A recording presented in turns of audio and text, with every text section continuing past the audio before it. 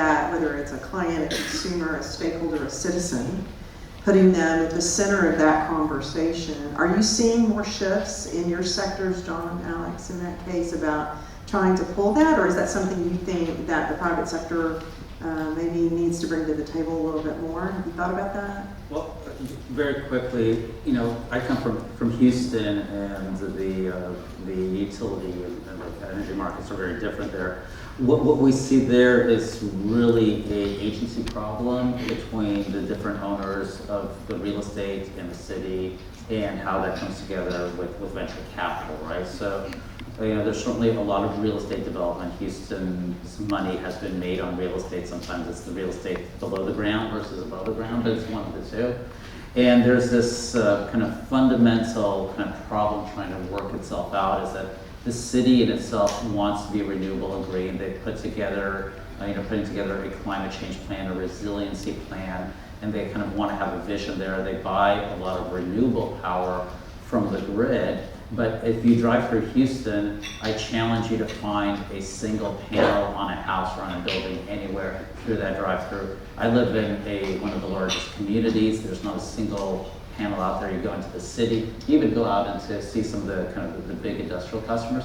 And so the environment to kind of make that happen, even though there's kind of this vision from the city, hasn't kind of materialized in terms of how do you pass through that reliability and the savings in terms of reduced emissions, other benefits to the customers who are renting or leasing or owning.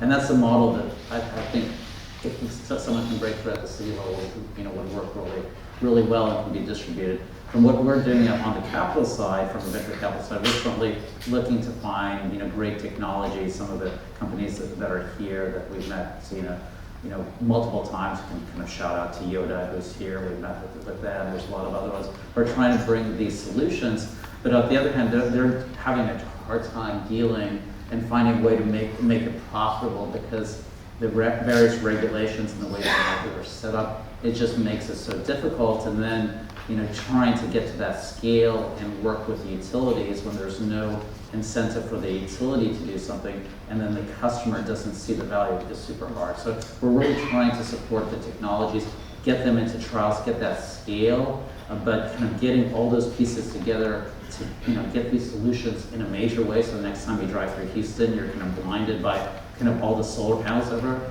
I don't think we've cracked enough there yet.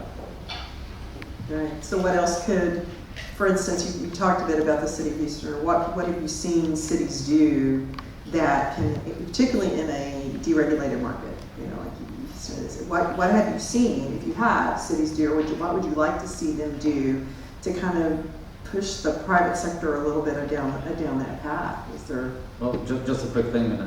There's California has a great example as well, but Jigger said it, perfectly. The regulations around buildings are completely outdated.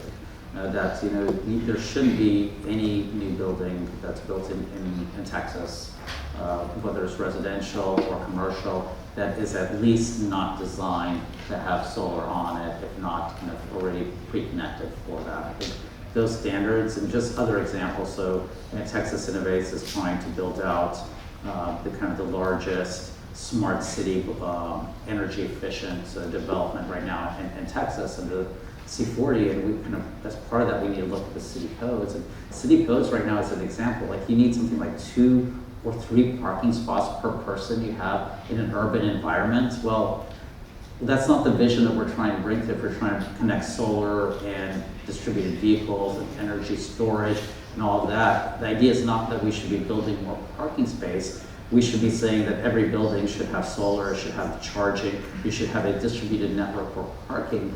And these things, that's like, I think for Houston, probably the codes are, probably like 1975 in some cases, right? So I think a lot of that is bringing those codes and getting them across the same. California, I think, is really progressive. Can you tell us, what's going on your side? I think it's important to go back to what Anita said around the customer, and I